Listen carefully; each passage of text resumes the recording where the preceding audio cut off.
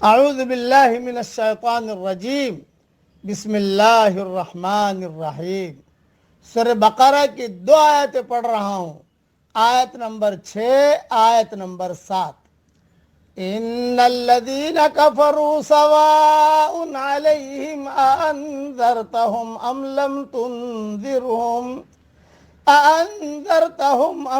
تنذرہم لا یؤمنون۔ جن لوگوں نے انکار کیا ان کے لیے یکساں ہے، ڈراؤ یا نہ ڈراؤ، وہ ماننے والے نہیں ہیں۔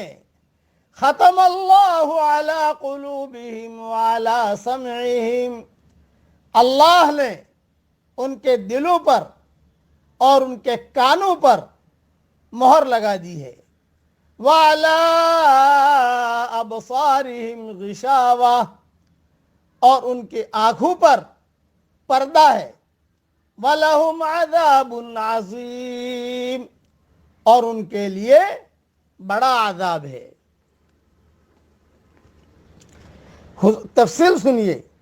حضور اکرم صلی اللہ علیہ وسلم کی شدید خواہش تھی کہ سب مسلمان ہو جائیں، اور اسی حساب سے حضرت محمد صلی اللہ علیہ وسلم کوشش فرماتے، لیکن اللہ تعالیٰ نے فرمایا کہ ایمان ان کے نصیب میں ہی نہیں ہے۔ یہ وہ چند مخصوص لوگ ہیں جن کے دلوں پر مہر لگ چکی تھی، جیسے ابو جہل اور ابو لہب وغیرہ، ورنہ آپ صلی اللہ علیہ وسلم کی دعوت اور تبلیغ سے بے شمار لوگ مسلمان ہوئے، حتیٰ کہ پھر پورا جزیرہ عرب اسلام کے سائے عاطفت میں آ گیا۔ اچھا، کیوں مسلمان نہیں ہوئے؟ یہ ان کے عدم ایمان کی وجہ بیان کی گئی ہے، چونکہ کفر اور معصیت کے مسلسل ارتکاب کی وجہ سے، گناہوں کے بھی ارتکاب، بلا من کسب سیئۃ وَأَحَاطَتْ بِهِ خَطِیئَتُهُ، کوئی آدمی گناہ کرے اور مسلسل کرے، یہ بڑا ڈینجر ہے، وہ جہنمی ہے۔ اس کی تفصیل کر رہے ہیں، چونکہ کفر اور معصیت کے مسلسل ارتکاب کی وجہ سے ان کے دلوں سے قبول حق کی استعداد ختم ہو چکی ہے۔ ان کے کان حق بات سننے کے لیے آمادہ نہیں، اور ان کی نگاہیں کائنات میں پھیلی ہوئی رب کی نشانیاں دیکھنے سے محروم ہیں۔ تو اب وہ ایمان کس طرح لا سکتے ہیں؟ ایمان تو انہی لوگوں کے حصے میں آتا ہے جو اللہ تعالیٰ کی دی ہوئی صلاحیتوں کا صحیح استعمال کرتے اور ان سے معرفت کردگار حاصل کرتے ہیں۔ اس کے برعکس لوگ تو اس حدیث کا مصداق ہیں جس میں بیان کیا گیا ہے کہ مومن جب گناہ کر بیٹھتا ہے تو اس کے دل میں سیاہ نقطہ پڑ جاتا ہے۔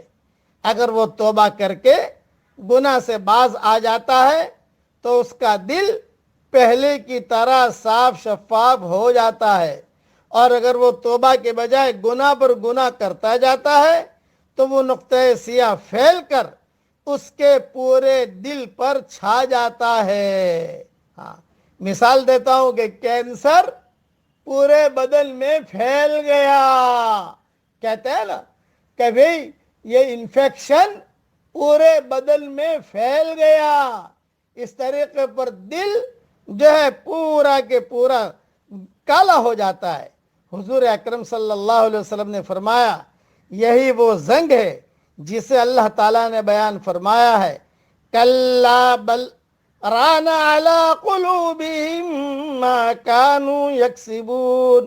سورہ مطففین کی آیت نمبر 14، یعنی ان کے کرتوتوں کی وجہ سے ان کے دلوں پر زنگ چڑھ گیا ہے۔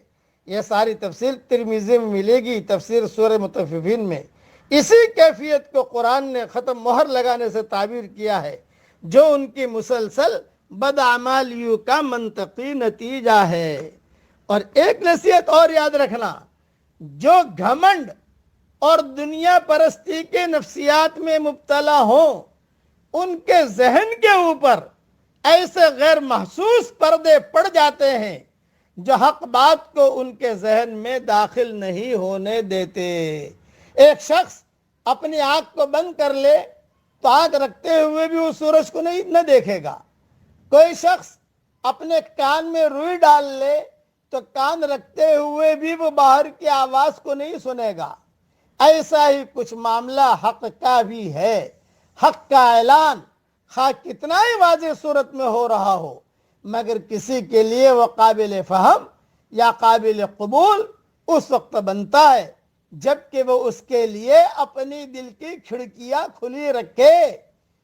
اپنی دل کی کھڑکیاں کھلی رکھے، اپنے دل کے دروازے کھلے رکھے.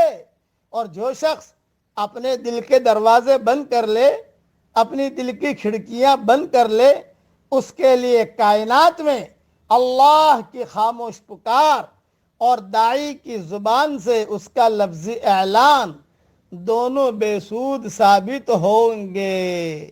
ہاں، اسی لیے جو صدیوں کے عمل سے خاص صورت میں قائم ہو جاتا ہے، اس ڈھانچے کے تحت کچھ مذہبی یا غیر مذہبی گدیاں بن جاتی ہیں جن پر کچھ لوگ بیٹھے ہوئے ہوتے ہیں. کچھ عزت اور شہرت کی صورتیں رائج ہو جاتی ہیں جن کے جھنڈے اٹھا کر کچھ لوگ وقت کے بے دین اکابر کا مقام حاصل کیے ہوتے ہیں. خود اکابر نہیں ہوتے، بے دین اکابر بن گئے، پیشوا بن گئے، بے دین لوگوں کو بیوقوف بنانا شروع کیا. جن کے جھنڈے اٹھا کر کچھ لوگ وقت کے بے دین اکابر کا مقام حاصل کیے ہوئے ہوتے ہیں. کچھ کاروبار اور مفادات قائم ہو جاتے ہیں جن کے ساتھ اپنے کو وابستہ کر کے بہت سے لوگ اطمینان کی زندگی گزار رہے ہوتے ہیں. اللہ تعالیٰ ان رذائل سے ہم سب کی حفاظت فرمائے. لوگوں کی رہبری کیجئے اور لوگوں کو ایمان اور اطاعت، اللہ کے احکامات، اس کی صحیح تعلیم دیجئے. اپنی دنیا کے لیے صرف گدیوں کو مضبوط پکڑنا یہ بہت برا سودا ہے اللہ کے یہاں. اس لیے بے دین اکابر مت بنیے، دیندار اکابر بنیے. اللہ تعالی ہمیں ان سب باتوں پر عمل کرنے کی توفیق عطا فرمائے. آمین. وآخر دعوانا ان الحمدللہ رب العالمین.